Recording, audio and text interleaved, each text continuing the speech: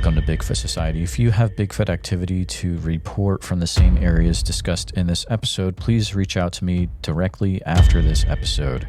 And if you'd like to be on the podcast to discuss a personal Bigfoot encounter, please reach out to me directly at bigfootsociety@gmail.com. Do you wish there was more Bigfoot Society to listen to every week? Well, there is now. If you become a supporting member over at Patreon, you get a special members-only episode every single week on Wednesdays, and sometimes even more episodes. Head on over to patreon.com/The Bigfoot Society.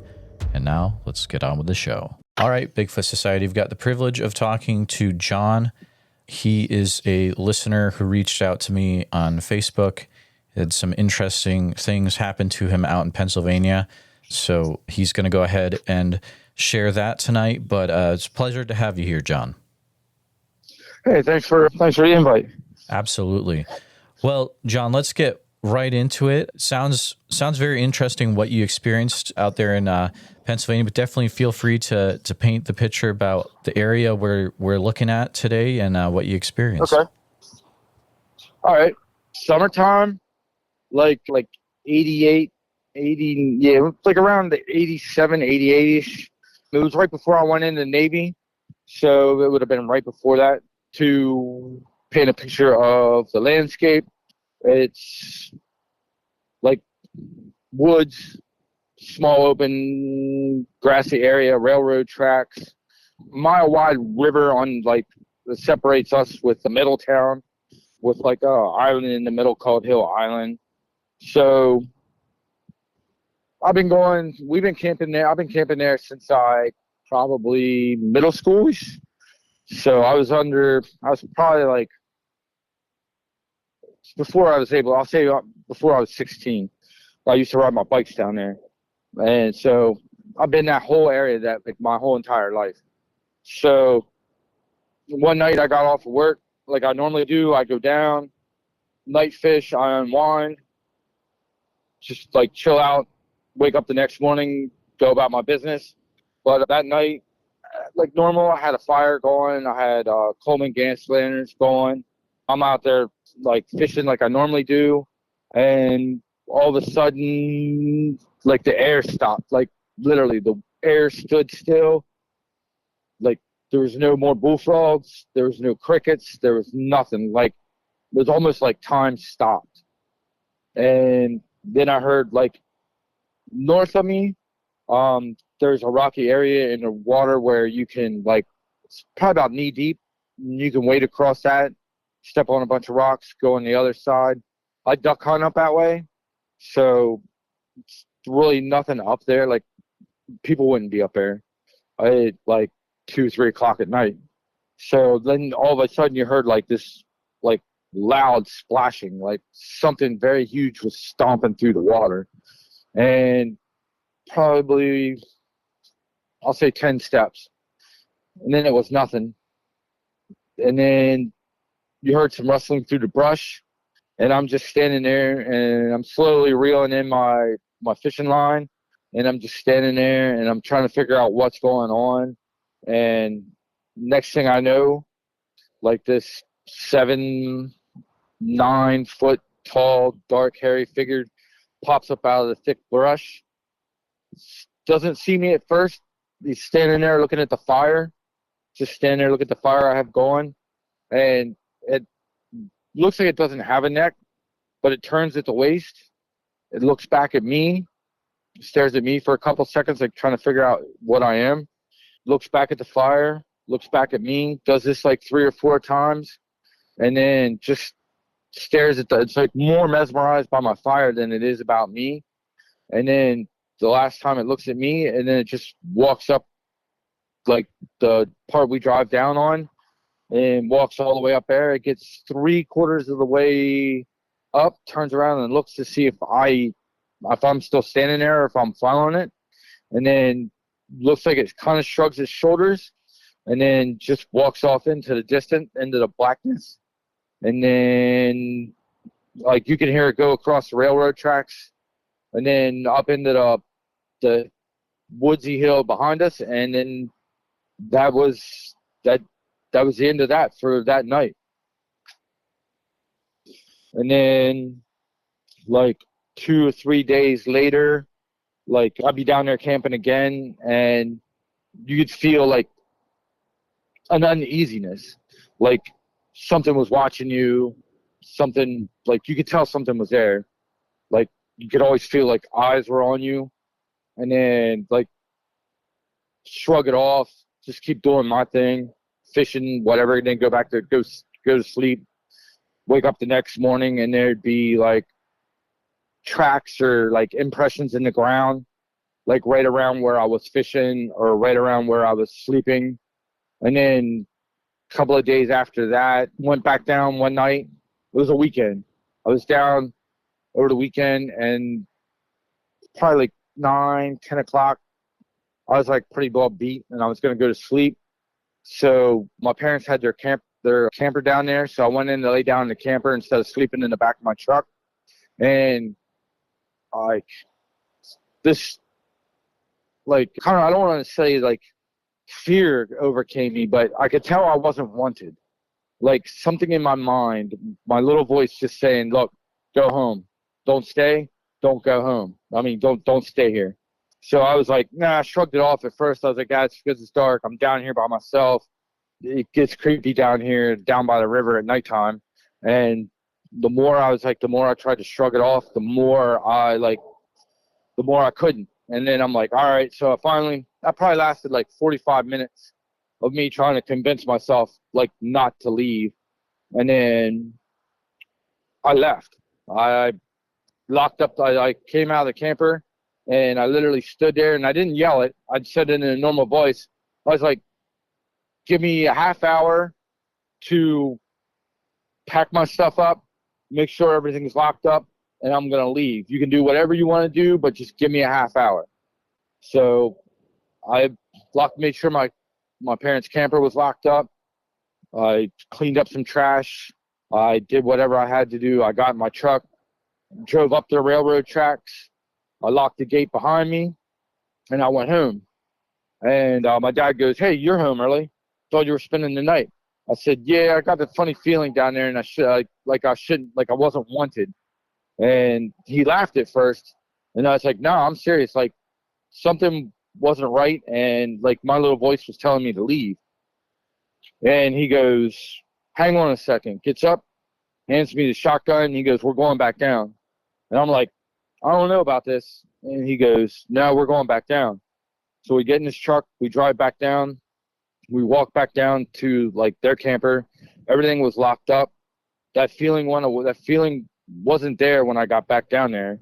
And then like we looked around, we couldn't see nothing. At this point in time, it's probably 11:30, 12 o'clock at night. Shone the flashlight around, didn't see anything.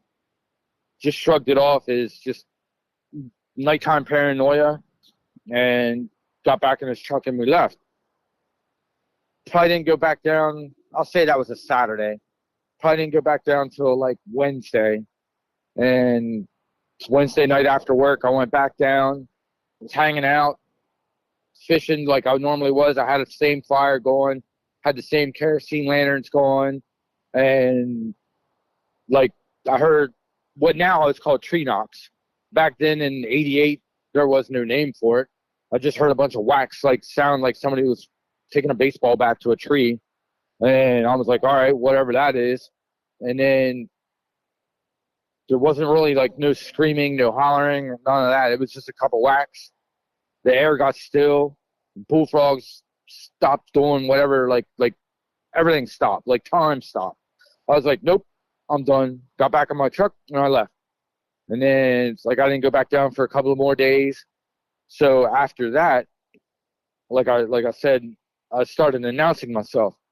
So I would drive down, and I'd get out of my truck, and I'd be like, hey, I'm down here. I'm going to do whatever I'm doing. I'm not going to bother you. Please don't bother me. I'll leave in the morning like I normally do. Like, if you want me to leave at any point in time, just make something sense. Like, just show me something, and I'll leave. No ifs, ands, or buts. And everything was chill. Like, I didn't ever get that creepy feeling again. There wasn't really like anything weird going on. After that, it was kind of like I don't know if they understood English or like we kind of shared like some kind of like understanding. So fast forward, same area, fast forward to like November-ish. It's deer season. My nephews are hunting on the other side of the railroad tracks up in the hill. And my nephew comes down and he's like, hey, is there anybody down here? And I'm like, no, it's just me. He goes, well, somebody's up there throwing rocks at us. I'm like, it's November, man. Nobody's throwing rocks at nobody. I'm like, what do you mean what do you mean? So he's telling me that they're standing, like him and my other nephew are up there, like they're hunting, and some guys just standing down there throwing rocks at them, baseball size rocks, and trying to chase them away. And then they got mad and they left and they came back down to where I was, down at the lot, which is, I'll say, an eighth of a mile from where they were hunting to where I was. And so we went back up to where they were hunting, and they showed me, and like right around where their tree stand is and where my other nephew was sitting under the tree, there's baseball and softball sized rocks just like laying there. And I tried picking one of them up and almost like threw my shoulder out trying to throw it up in the trees. Like they said it was coming down like probably like 12 feet above their heads. And there's no way I can throw that high. And there's no way them kids were throwing anything that high. So I was like, you know what? Just finish hunting, pack up all your stuff. We're just going to leave. We're not going to bother nothing. And I didn't let them know what was going on. I was like, look, if the property owner doesn't want us here, we'll respect his wishes and we'll leave. And they packed up all their stuff and then they left. And then probably about a week or two after that, they went back to the same spot hunting again. And this time my other nephew, he got a small buck, and they went down, found it, field dressed it, and when they were carrying it back up, they felt they could hear somebody walking. They couldn't see it, but they could hear somebody like pacing them as they were walking out of the woods carrying this deer. And when they got like, I don't know, like 40, 50 steps to where they're going to clear the woods and go out to where their truck is, they heard like a loud noise. They called it a loud noise. And then, so they just they booked it. They ran to the truck and then they jumped in the truck and they left. And they never went back to that area since. And then after that, when I shortly went into like close to Christmas times when I left for the Navy. So that part is, for that most part, that part's over with. So in between those two times, there was a couple friends that come down, and after school, they came down and they were like, wanting to hang out. And so they were leaving, and they said that a tall black man come running out of the woods at them while they were driving up the road, which I'll say they're going about like 25, 30 miles an hour. And it come running out of the woods at full speed and was right at the passenger side door, and like just running as fast as it could, just staring in the window at them as they were driving up through. And they turned around and come hauling back, flying back. They were all like scared, thought somebody was trying to like attack them and stuff. And I kind of like blew that situation off. I was like, nah, you guys are tired. You saw a bird. You thought it was somebody come running out of the woods. Like, what am I supposed to tell somebody? Like, hey, like, there's a Bigfoot running around outside. Like, Bigfoot doesn't want us here. So, like, I was trying to, like, keep everything all low key because I didn't want to, like, create a panic with my parents, like, other family members that stuff that come down, like, and use the camping area. And so, a bunch of, like, weird stuff like little weird stuff like that would go on and on a couple of times. And then right before I left for the Navy, like everything just stopped. Like like, it was like, okay, we're done. We're going to move. We're not going to be here no more. Everything went back to normal. There was nobody throwing rocks. There was nobody chasing cars. There was nothing like no sounds, nothing going on. Everything was like all like, everything went back to normal. So I don't know if whatever was there, like migrated to a different location or decided that wherever like Goldsboro was no longer its like home. But a couple of the other researchers that shared my story with, they said around that same period of time, like further, like I'll say like 8 miles away, there was also accounts of like in the field, like there's a big farm area out that way. There was like people would see like tall people coming and stealing their chickens, or dark figures standing off like in the woods, like just inside the wood line, watching them do something out like in their fields. There was a couple people that were always just felt like they were being watched. And this was all around the same time period that I was having these encounters down by the river. And then like this guy said, he goes, just one day it just all stopped. Like whatever it was just moved on and everything just went back to normal. And that's pretty much it for Goldsboro, Pennsylvania. John, that's really interesting. Are you able to share who the researchers are that you reached out to? Yeah, it's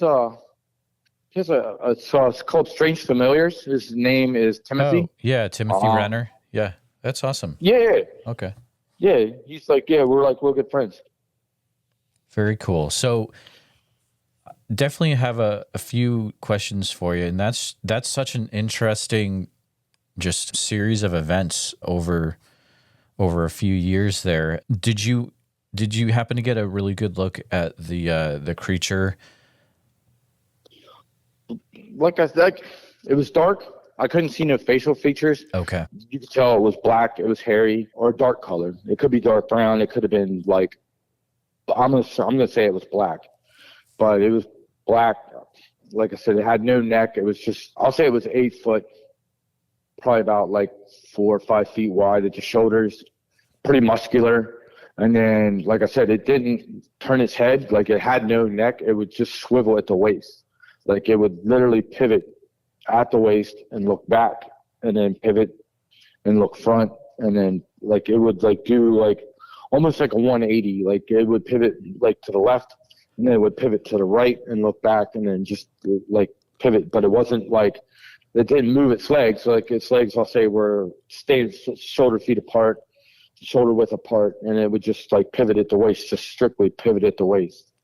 And you could see like the muscle definition in its lower back, like you could see like the big bulges in its muscle as it would pivot.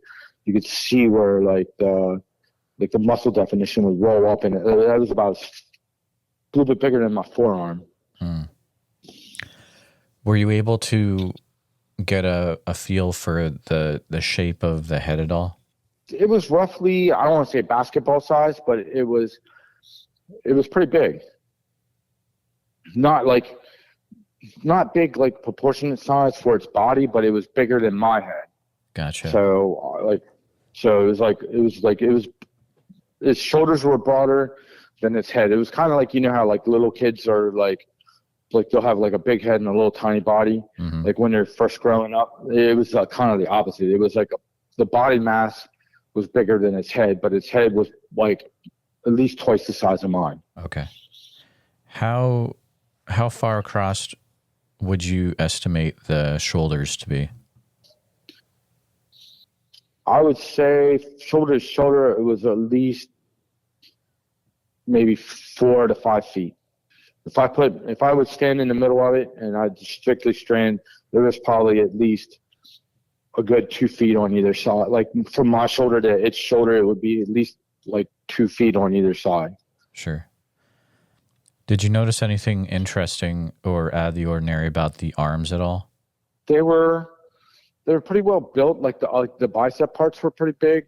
Its arms were longer than like a human arm. Like they hung down like like differently. Its elbows were kind of a little bit long, like I don't want to say it had knobby elbows, but the elbows were like, I'll say defined.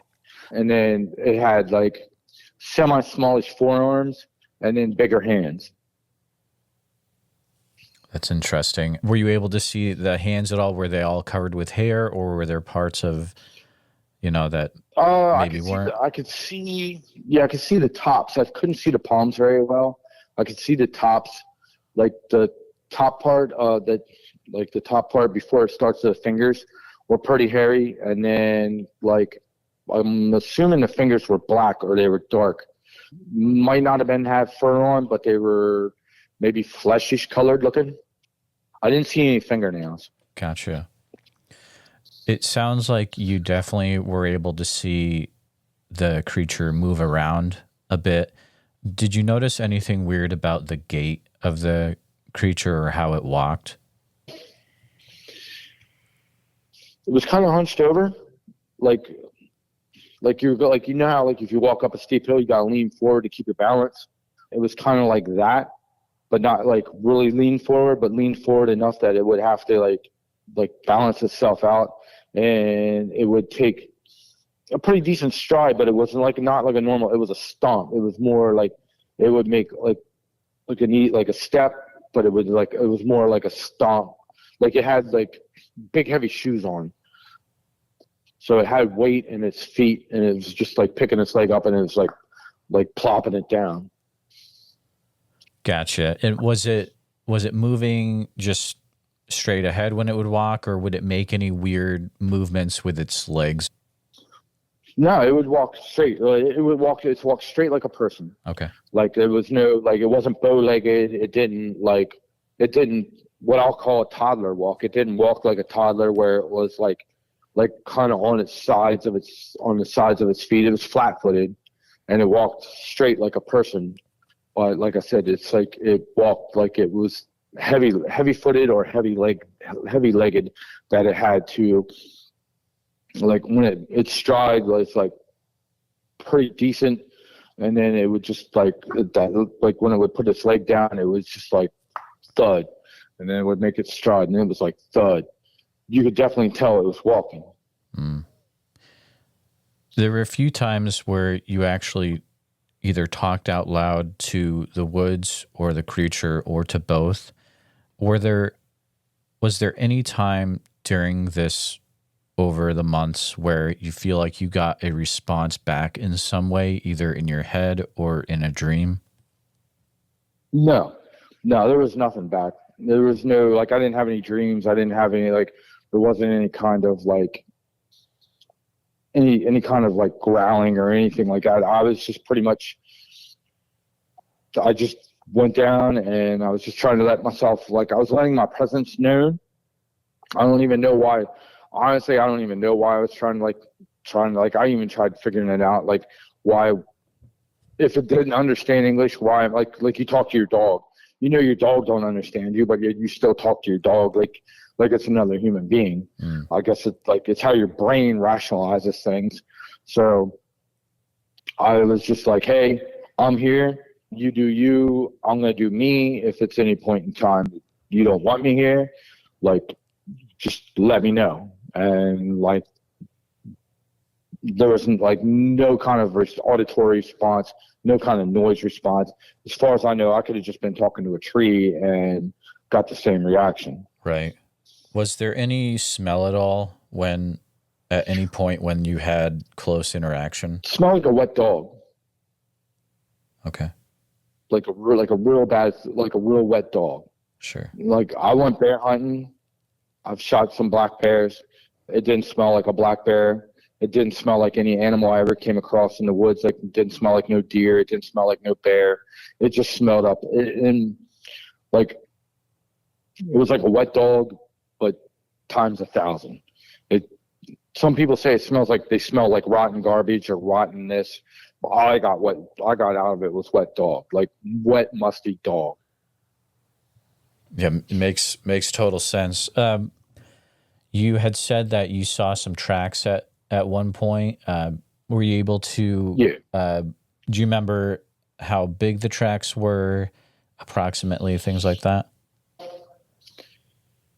Let's see. I wear a size 10 shoe.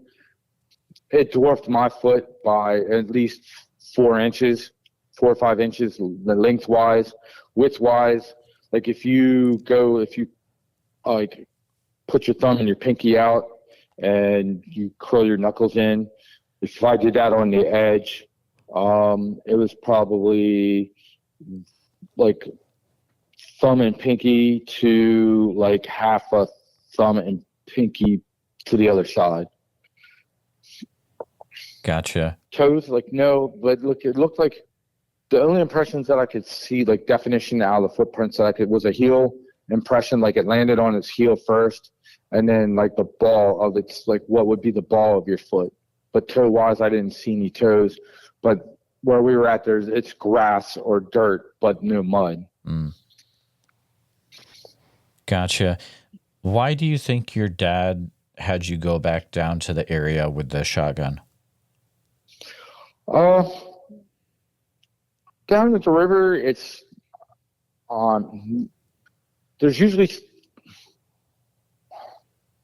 there's always some kind of like human interaction. He didn't know if there was some people down there that were trying to scare us out, so they could scare me out, so they could break into the camper, or like break into like whatever we have down at our campsite.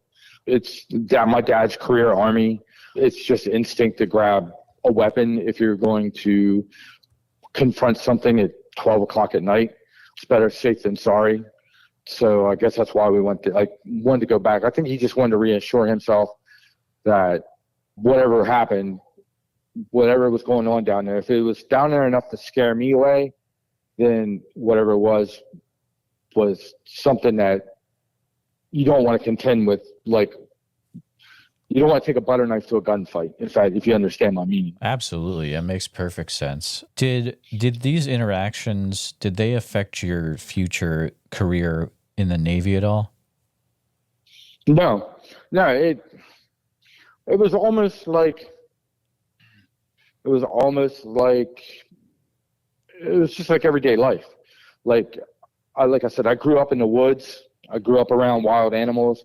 To me, it was just another day down at the river. It was just another day around a wild animal.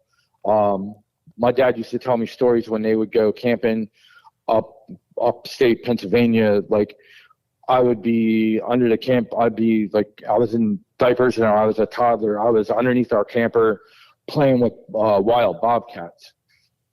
Or like the one time I wandered off and I was playing with a black bear. To me, it was just another normal day. I was always brought up like, there's like everybody says there's nothing to be afraid of at nighttime that isn't around during the day. Like, once again, like, there's nothing in the woods to be afraid of that's not already out there. So me being a little kid growing up around wild animals and being a toddler playing with wild animals, to me it was just another average wild animal that just happened to come along. So it didn't really, like some people say, oh, it drastically changed my life, or like I'm like so terrified I can't go back out in the woods again. I had like neither feeling. Like, it wasn't like I saw like a reincarnation of Jesus, or it wasn't like I seen an angel where I got some kind of spiritual connection out of it. It wasn't like I felt like deathly terrified that I could no longer walk in the woods. I was just like an average day. That's very, very interesting. Quite the mental picture of playing with bobcats too. I mean, that's pretty awesome. You're lucky that you didn't get messed up. Those guys can get pretty wild. Yeah, I had a couple scratches here and there, but like other than that, so like I wasn't like I guess like the one time when I was pulling, like I was underneath my dad said he had me by the ankles and I had a hold of the bobcat's tail and I wanted to play with the kitty, and like he was trying to pull me out from under the camper, and I think that's when I got scratched because I was pulling on his tail. Oh man. Yeah, absolutely. Oof. Well, John, thank you for sharing what you experienced there back in the late 1980s. It helps put another mark on the map and it may help some people listening to this. Perhaps they've experienced things in the same area. Are we able to say the town that this was in as well? Yeah, it was right outside of Goldsboro, Pennsylvania. Perfect. Now, a couple miles down the road, it's called Peach Bottom, Pennsylvania. They have a power plant down there. Everybody down around the power plant has seen something similar to a Bigfoot, at least a few period of times. I heard stories like from people down around that area. Like I said, Timothy used to say that whole area for like the longest period of time was like there was at least 3 or 4 Bigfoot sightings a month for like a couple of months, like for a couple of years in a row, and then all of a sudden it just stopped. It just like it all went away. That's extremely interesting. What do you happen to know what county this is off the top of your head? Should be York County. Okay, York County. Yep. Yep, should be York County. Very interesting. Well, thank you for sharing your time tonight and what you experienced. And listeners, if there's anyone out there that has experienced stuff as well in York County, Pennsylvania, definitely feel free to reach out. And I appreciate your time today, John. Yeah, no problem. Yeah, it's always good to talk to somebody else. All right, Bigfoot Society, I've got the privilege of talking to Saul today. Saul is a listener that contacted me from Texas with some interesting things that have happened to his family. And so it's a pleasure to have you here today with us today, Saul. How's it going? I'm doing good.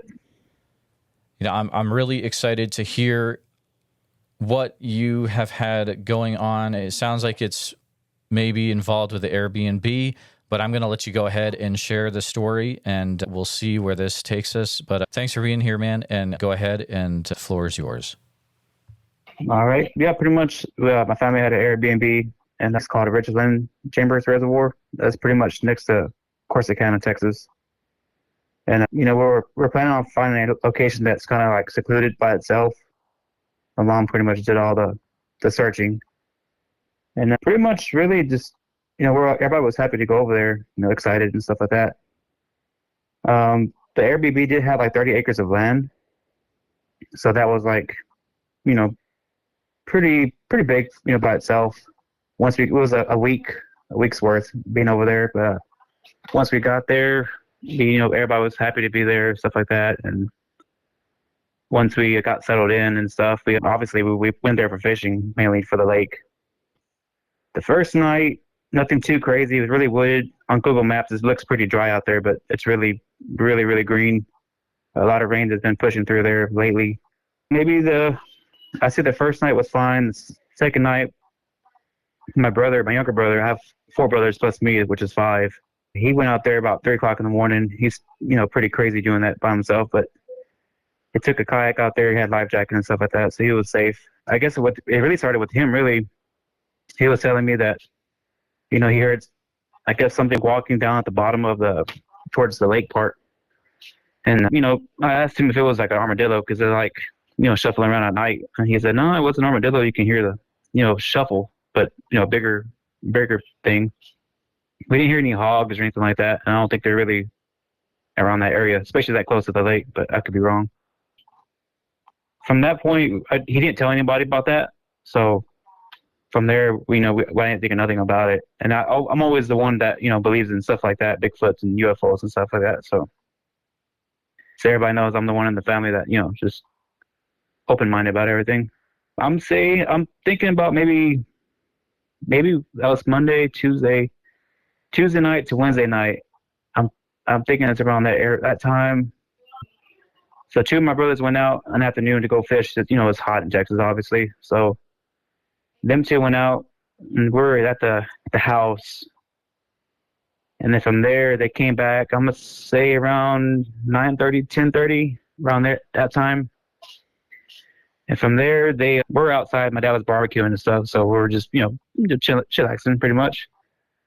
And from there, I guess when they were coming back in, that's when I heard from them, the story from them, that someone threw a rock in the water. And there where we're at, there's 2 creeks back there, and it's really, really wooded.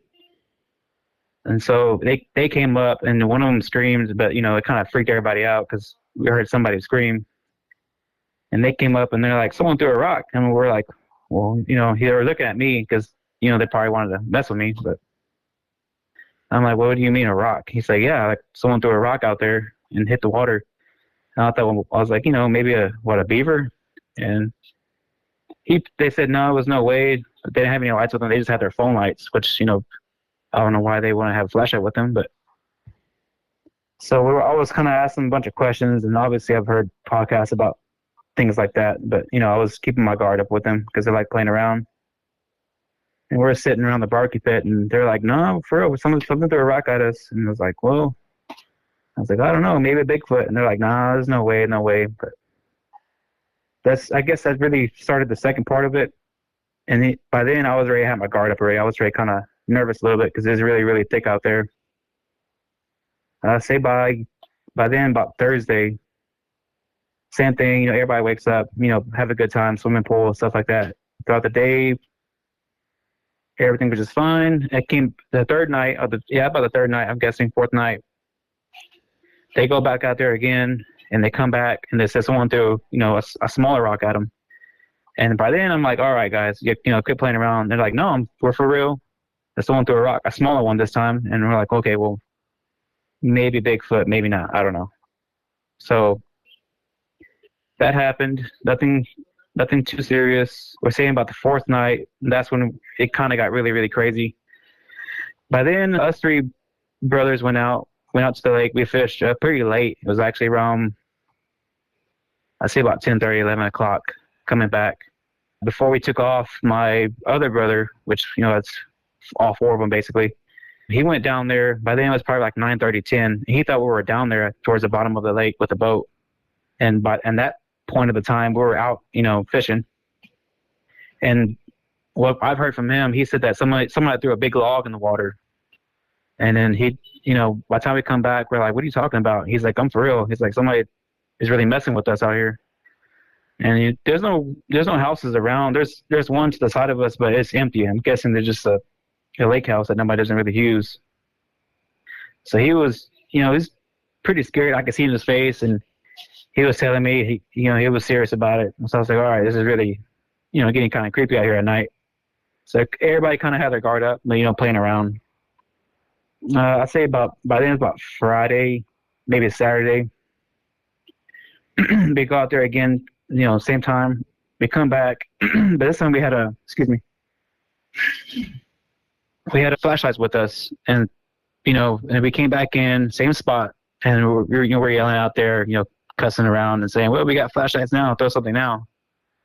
And, you know, nothing happened. I was like, okay, then that kind of proves that that's probably a beaver, even though they swore up and down it wasn't one. So we came back up. My dad was cooking some burgers on the top deck of that Airbnb, and everybody was inside, you know, eating and, you know, chatting and stuff like that. And it was me, my mom, and my dad, and we're outside, you know, eating our burgers because, you know, we had a lot of rain still pushing through. And my mom had her phone going, and she had her music playing on her phone, nothing too loud or too crazy. And my mom kind of just, like, you know, jokingly laughed at my dad and kind of tapped him on the shoulder and told him to do the call, which, you know, with us is like basically like a hand flute. You kind of cup your hands together and you kind of, like, you know, blow into it. It sounds like almost like an owl, pretty much. And my dad's really good at it. We can all do it, but I kind of lost my step on that. But we were sitting there in the dark. You know, we like it pretty dark out there. And he went ahead and, you know, put his hands together, and he blew into his hands. And as soon as he did that, that's when, you know, everything went really crazy. Because, I mean, we were all sitting on chairs, and as soon as he did that howl, below, like whistle, whatever, he couldn't even put his hands down, and we got a response back. And then from that, I mean, we automatically knew. We all looked at each other like, you know, like what? But my mom kind of freaked out. I mean, she got up and she was trying to turn down her phone on the volume on her phone. She couldn't even do that. And my dad kind of looked at me. He was like, you know, like, I can tell from his face, like, he was thinking, like, hard, trying to figure out what we heard. And it wasn't too far, but it wasn't too close either. I say in my mind, I'm probably like 80 yards, probably 85 yards. But yeah, that's like mainly the really crazy thing from that. After that, I already knew for sure there was something going on. It just did it once. It kind of like, best way I could say it is like it howled and screeched at the same time. But And the weird part where it kind of threw me for a loop is that it started with a high howl and screech at the same time, and then it lowered its voice while still doing it. So in my mind, I'm putting myself into where it was at, and you can just tell from how it came from like the gut, and then it came back out towards the end. And then from there, I knew for a fact, like, there's no way anybody can be that loud and respond, that fast with my dad. So that's really about it. Pretty much, like a rundown of everything that what happened. The next day, I think I posted on Facebook. I was looking for some groups on Facebook, seeing if anybody had any experiences out here. There were some people saying, yeah, about the wildlife management area, which I didn't know it was a wildlife management area next to the lake. So, and that stuff was pretty thick back there. But that's really about it. Nothing really too crazy. We didn't see anything like that. We just, heard it the last 2 nights we were there. We didn't want to mess around and start leaving food around for anything like that. Saul, that's very interesting. Thank you for sharing that. Can you explain how loud it was? Oh, man. Like I said, it's really hard to describe because we were up higher. It was like a second floor, and it's really, really, really thick out there. So it's like it has to be loud enough to, push through all the brush and then all the trees, but far enough to be, not too crazily close to us. But it's really hard to describe it. Is it comparable to anything else that you've ever heard, the volume of sound-wise? No, there's no way. Really? As in it's louder or softer?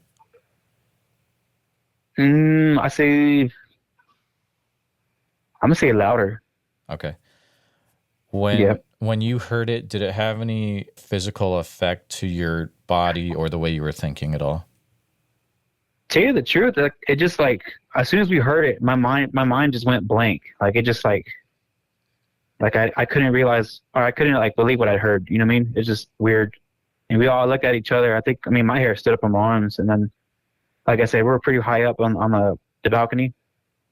But I know everybody, when me and my mom and my dad, we all freaked out. Our eyes got big out there. We're like, what? And then my dad, he was really, really thinking about it. Like I could just see him. He was looking down. He had a, beer in his hand. He was looking down, looking up, looking down. And I'm like, well, what do you think now? And he's like, I don't know. He's like, I don't know.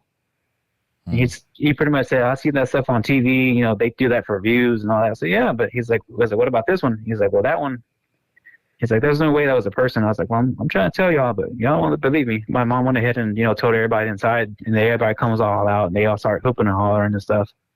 And, everybody looks at me, they don't want to believe me. I was like, well, don't believe me, then ask my dad. And they're, talking to my dad, and my dad was like telling them the truth, and they're like, well, they really did hear something. At the time when it was just you guys outside, and then your dad did the call, and then you hear this howl, screech, scream, were there any other sounds that were going on at the same time, or what was it like outside? No, that was it. Just pretty calm out there. My dad said there's some kind of birds that come out at night, and they kind of chirp. They're pretty annoying. Actually, they're almost every night. And then once that happened, they stopped. I think that happened Friday night. And then Saturday, Sunday, them birds never came back out that night. So by then, we never went out there really messing around. So. Got it. So it sounded like, was it the kind of quiet that's, I don't know if you've ever heard this, where it gets really quiet really quick and it's kind of an unnerving quiet, or was it just, birds stop making noise and nothing weird? Not that kind of quiet. Like I said, my mom was playing music on her phone, so the phone wasn't really too loud. Mm-hmm. But, it was, I guess you could say it was pretty quiet out there. But we didn't have any kind of like, like eerie feelings or anything like that. But once we heard that, then we're all like, whoa. Gotcha. Were there any other sounds that you heard while you were there that really didn't make sense or were out of place or just kind of weird? No, that was really about it. And just the rock throwing. And we really couldn't figure out why that was happening either. And then one of my brothers that were out there, he was trying to, he doesn't believe none of that stuff. So he's trying to figure out, what really threw a rock out there. And I was like, well, there can't be nobody in that bush. There's no way. We took a walk, down. It's a pretty good walk just to get to the main entrance. And, I was kind of scoping it out, seeing, make sure, maybe because they could have been the neighbors out there messing around. But now you can tell that place hasn't been driven through. Like the dirt road has grass growing over it and stuff like that, and you can just tell it just hasn't been messed with. So Oh, absolutely. They kind of made it more suspicious, I guess. Mm-hmm. Definitely. After you experienced, the weird rock throws and the weird sound, did you do any research to see if there had been other weird things reported in the area, or talk to the Airbnb owners or anything like that? No, we didn't talk to the owners. I did look on, on whatever, Google, whatever. There was reports around the area, but they were like towards 2010 and stuff like that. Hmm. But I'm pretty sure that, if anybody were hearing anything, they're going to keep it hush hush. So. Yeah, absolutely. On the property, and you said it was a pretty big property, right? There was quite a few acres on it. Yeah, 30 acres. Gotcha. Did you pretty much stay around the house, or did you actually go out and explore most of the property? Just stayed around the house. The description on the Airbnb said that, we thought it was really clear, so we can, go out there and hike around a little bit, but it was pretty bushy out there. We just stayed mainly towards like just the main entrance, which is like a dirt road back there, and that's really about it. Gotcha. And we walked down to the lake part. But yeah. Any weird broken trees or trees leaned against each other, or anything out of the ordinary with the trees in the area? No, it was really hard to tell because when we were coming up here or that way towards the lake, there's been like I said, a lot of storms. Mm-hmm. And from the drive, it was like a 3.5 hour drive. Texas is giant. So, and there was trees all the way from there that, constantly twisted up from I guess like bad thunderstorms or maybe even tornadoes. I'm not sure. So it was really hard to tell what was what over there. Absolutely. It's in an interesting area. I'm looking at it on a map right now, and let's see, it looks like it's kind of southeast of Dallas, maybe northeast of Waco. And there's some pretty sizable, I guess it is a while away from Davy Crockett and Sam Houston National Forest, but there is that little wildlife management area next to the reservoir. Oh yeah, it looks small on Google Maps, Google Earth, but in reality, it's pretty wicked out there. Really, it's just a massive place. Oh yeah, and it was a bunch of, like I said, a bunch of rain, so everything's been. It looked pretty swampy out there, to tell you the truth. So, if you want to hide, that's a good spot to hide at. Absolutely. When the different individuals heard the rock splash, were they able to see like where the rock came from, or even the rock in general as it was in the air, or when it splashed in the water? Did they see that? They said whenever it splashed or hit the water, they all looked and they could see the ripples and stuff. So, got it. And then I was trying to ask them to see if it was a beaver, because beavers slap the water, especially if someone gets too close to them. And they said no, it was a rock, because you can hear the way there's a sound that rocks make when it hits the water. It's like a thump noise. So that's what they heard. Yep. It's very interesting, and I bet there's going to be someone listening to this that is going to be able to say that they have also had weird stuff happen in that area. Because these are the kinds that I like, because it leads to other stuff as well. I mean, the way that this reservoir looks like, it is absolutely massive, and yeah, there's probably other things that have been going on. Have you ever gone to any other areas like this, or any other parks in Texas where you've had weird stuff happen, or is this pretty much the one situation that you've ever had anything happen before? It's probably the only one we have anything happen. We went to Lake Livingston, which is like north of Houston, I guess you can say, as close to the Sam Houston National. I think it was that lake. I'm looking on the map right now. I've been to a couple of other lakes around there, but nothing really too crazy, like compared to this one right here. So, yeah, it was a first for me. I believe in it, but once we hear it, or once I heard it, it's a whole different thing. So, absolutely. Well, Saul, it's an interesting story, and it does bring up some interesting questions about the area. And I'm glad you were able to come on real quick and to share what you experienced, and definitely keep us posted if you ever come back to that area, and if you ever experience any other similar things. Yeah, no problem.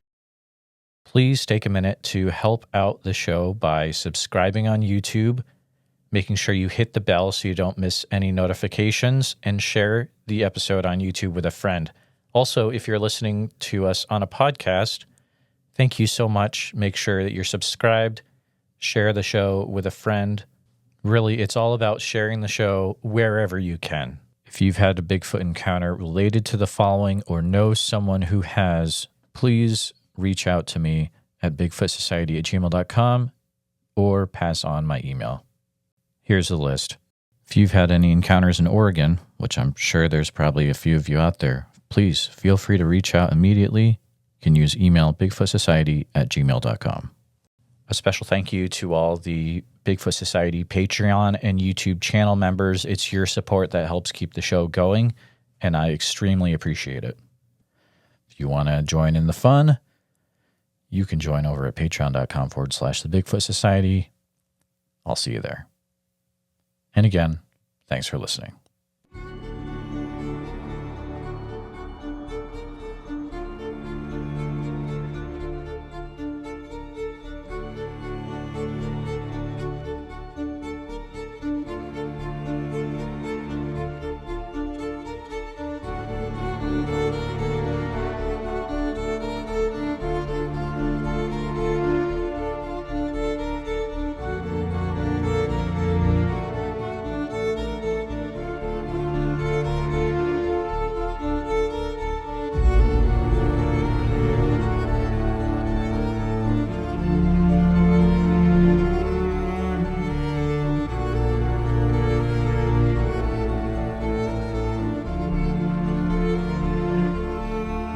Her and I can get on here and we can tell our stories.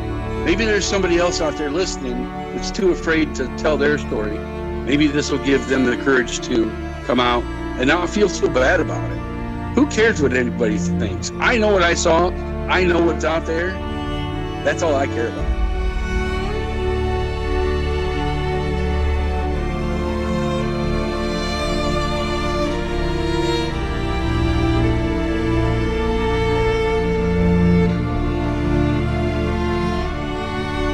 Please let people know. Please let them know. If you ever see one of these things, you need to tell. Because if you don't, then shame on you. You know? Shame on you.